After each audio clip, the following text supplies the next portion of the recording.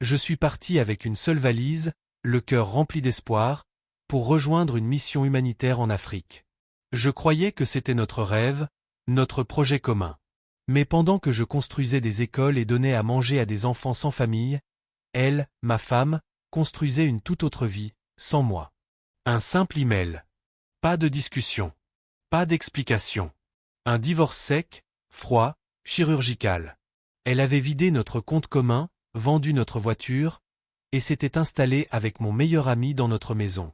Mais ce qu'elle ignorait, c'est que j'avais laissé bien plus que des souvenirs derrière moi. Ce qu'elle a découvert plus tard allait tout changer, et à ce moment-là, il était déjà trop tard. Je m'appelle Thomas Delacour. Pendant 20 ans, j'ai suivi le chemin que tout le monde attendait de moi. Grandes études, carrière stable, mariage parfait. En apparence, j'étais l'image du succès. Ingénieur civil à Lyon, j'avais une maison dans le quartier Montchat, un réseau d'amis fidèles, et une femme, Claire, que j'aimais plus que ma propre vie. Nous avions des projets ensemble, des rêves partagés, ouvrir une librairie, voyager en Asie, peut-être avoir un enfant. Mais sous la surface, quelque chose en moi cherchait un sens plus profond. J'avais besoin de faire une différence, de me sentir utile là où le monde oublie. Quand l'opportunité s'est présentée de participer à une mission humanitaire au Burkina Faso, c'était comme une évidence. Claire m'a regardé longuement, en silence, puis m'a pris dans ses bras. « Fais ce que ton cœur te dit. Je serai là à ton retour. » Ces mots, je les ai gravés en moi. Là-bas, dans les terres rouges du Sahel, j'ai découvert une autre réalité. Des enfants sans parents, vivant dans des huttes faites de tôle et de poussière, partageant un repas par jour, parfois aucun. Mais jamais un mot de plainte. Des sourires larges, des mains tendues, une soif de vie malgré tout. Chaque jour, je construisais des murs d'école, je réparais des puits, je dessinais des plans pour que l'eau coule jusqu'au village. Et chaque soir, j'écrivais à Claire. Des lettres longues, remplies de détails, de photos, de je t'aime murmurées à travers les pixels. Elle ne répondait pas toujours, mais je me disais qu'elle était simplement débordée. Que la distance, ce n'était qu'un obstacle temporaire. Et puis un jour, plus rien. Plus de mais. Plus de messages. Juste ce silence. Jusqu'à ce que je reçoive, dans ma boîte, ce mail dont je me souviendrai toute ma vie. Thomas. Je ne t'attends plus. J'ai rencontré quelqu'un. J'ai vidé le compte commun pour refaire ma vie. Ne me contacte plus. Pas de signature. Pas d'explication. Juste ça. Un écran froid, des mots tranchants comme des lames. J'ai relu ce message des dizaines de fois, incapable de comprendre. Claire ? Celle qui pleurait devant les documentaires sur la pauvreté ? Celle qui disait que j'étais son héros ? C'était comme si tout ce que nous avions vécu n'avait jamais existé. J'étais à des milliers de kilomètres, au cœur d'un désert humain, et la seule chose que je voulais, c'était m'écrouler. Mais je ne pouvais pas. Parce que 10 mètres plus loin, des enfants m'attendaient, avec leurs cahiers usés et leurs rêves à peine dessinés. Alors j'ai fermé les yeux. Et j'ai continué. Parce que parfois, la seule façon de survivre à un cœur brisé, c'est de donner le sien à ceux qui n'en ont plus. 6 mois avant que tout ne bascule, alors que Claire et moi semblions encore marcher sur la même ligne, j'avais déjà pressenti que quelque chose devait changer. Ce n'était pas une intuition sur notre couple du moins, je ne voulais pas le croire, mais une sensation plus profonde, presque viscérale. Comme si une partie de moi savait que la stabilité que je croyais acquise n'était qu'une façade fragile. C'est à cette époque que j'ai rencontré Idriss, un ingénieur local formé à Ouagadougou, passionné par l'éducation des enfants de son village natal. Ensemble, dans un cybercafé poussiéreux, nous avons imaginé un projet fou. Construire un orphelinat autosuffisant, alimenté à 100% par l'énergie solaire, géré par des jeunes locaux, et financé non pas par de grandes institutions, mais par une plateforme de microdons que je coderais moi-même. Un modèle reproductible, transparent et éthique. J'en parlais à Claire le soir, excitée comme un adolescent. Mais elle, toujours souriante, me répondait avec ce ton doux et condescendant. « C'est beau de rêver, mais tu crois vraiment que ça marchera ?»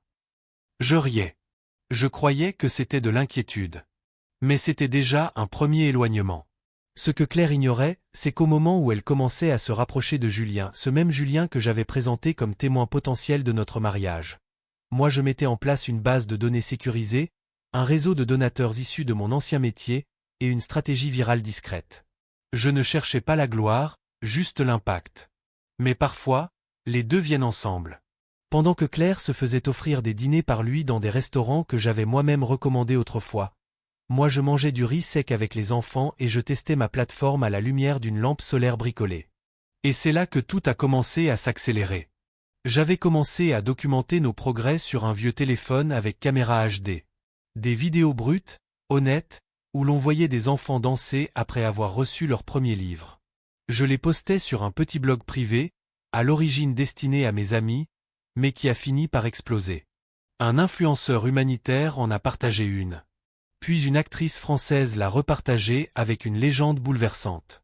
Le lendemain, un article est sorti dans Le Parisien. Une semaine plus tard, ma boîte de réception débordait.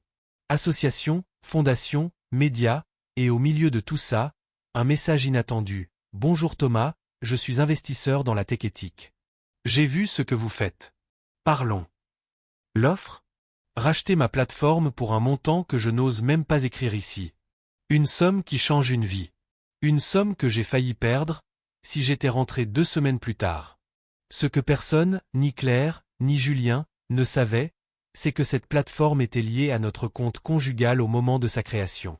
Et que légalement, elle ne pouvait pas s'en approprier la moitié, car les investissements avaient été faits à partir d'un portefeuille secondaire dont elle ignorait l'existence.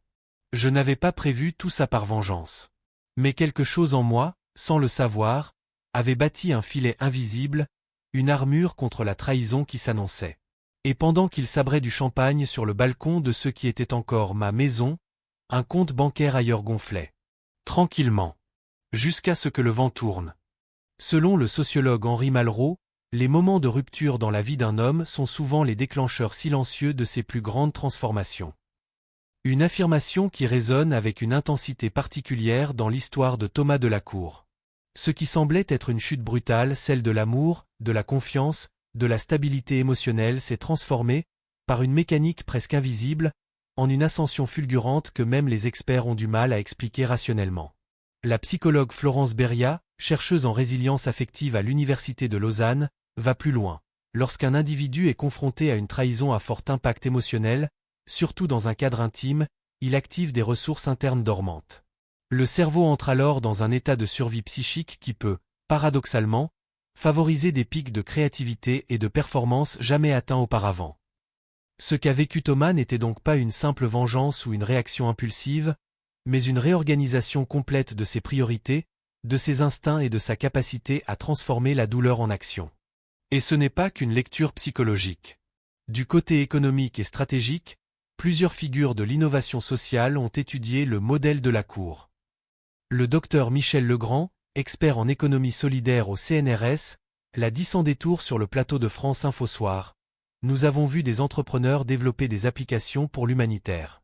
Nous avons vu des ONG réussir à créer des structures locales performantes. Mais un homme seul, sans financement institutionnel, crée une plateforme tech viable tout en assurant un impact humain mesurable sur le terrain. C'est du jamais vu. Le modèle codé par Thomas a en effet intégré des algorithmes d'attribution automatique des dons, de traçabilité des fonds en blockchain, et un système de feedback communautaire que même certaines startups de la Silicon Valley tentent maintenant de reproduire. En quelques mois, son initiative a été citée dans les Échos, Tech for Good et même dans une conférence TEDx à Marseille, où il n'était même pas présent. C'est Idriss, son partenaire burkinabé, qui a pris la parole ce jour-là, en expliquant que tout ce que nous avons bâti est né d'un chagrin d'amour, mais a grandi grâce à la foi en quelque chose de plus grand. Ce que personne ne sait encore à ce stade de l'histoire, c'est que Thomas, silencieux face au projecteur, travaillait déjà sur un second prototype, une version décentralisée de sa plateforme, accessible même sans Internet stable, qui pourrait être utilisée dans les zones de conflit. Un projet que peu de gouvernements africains connaissaient, mais qui, selon des fuites internes à l'ONU, allait devenir une référence en matière de développement humanitaire indépendant.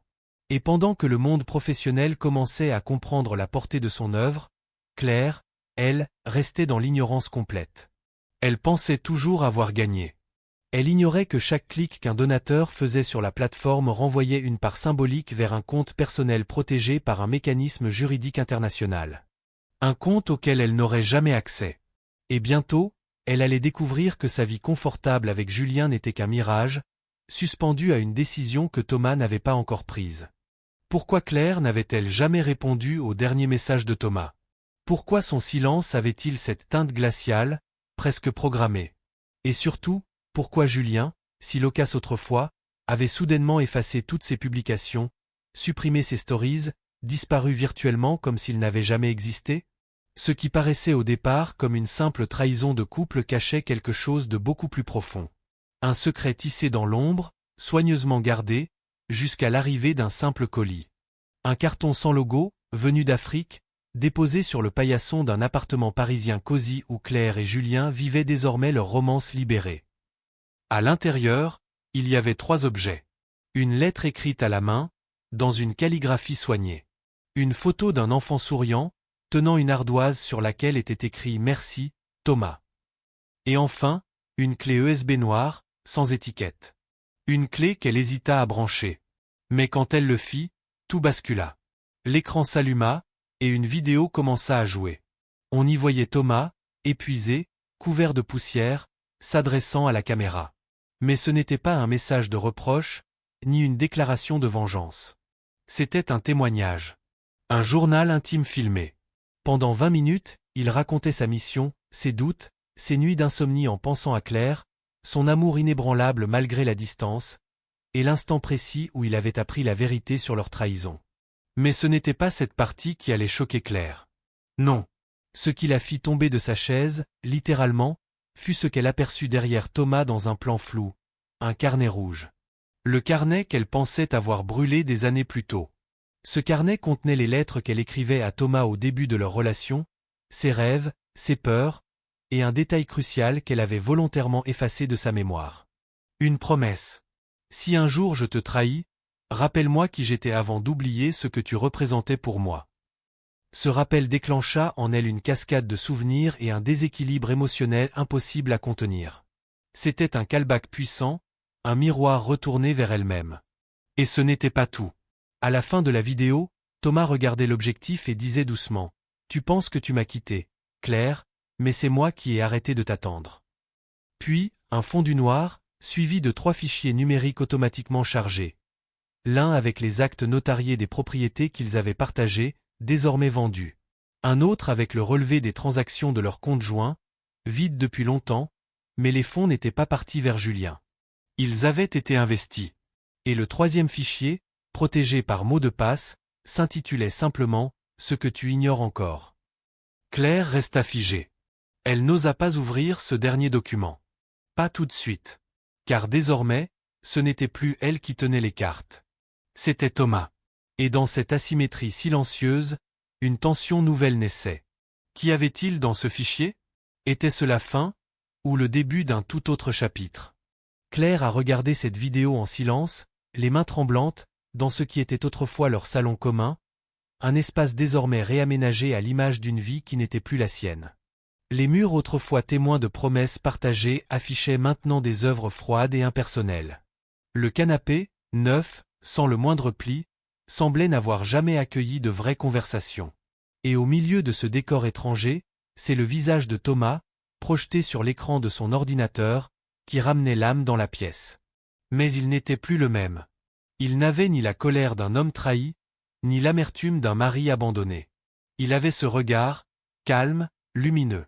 Derrière lui, des dizaines d'enfants criaient son nom avec joie, comme une chorale spontanée. Mais ce n'était pas cela qui fissura le masque de Claire.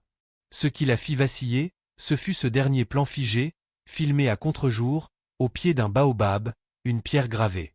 Pour Claire, ce rêve, c'était aussi le tien. Tu l'as oublié. Moi, jamais. Cette phrase, gravée dans la pierre comme un serment éternel, provoqua un choc électrique dans sa poitrine. Elle posa la main sur sa bouche, luttant contre les larmes. Car oui, il y avait eu un temps où c'était leur projet commun. Où ils rêvaient de quitter la ville, de faire la différence, de tout recommencer ailleurs. Mais elle avait abandonné. Pas lui. Il avait été jusqu'au bout. Puis, sans musique dramatique, sans fond sonore, l'image s'était simplement assombrie, et l'écran devint noir. Pas de fin. Pas de conclusion. Juste ce vide, lourd, insoutenable. Le lendemain matin, alors qu'elle ne dormait plus depuis des heures, les notifications de son téléphone s'enflammèrent. Le Monde, France Info, 20 minutes, tous affichaient le même titre.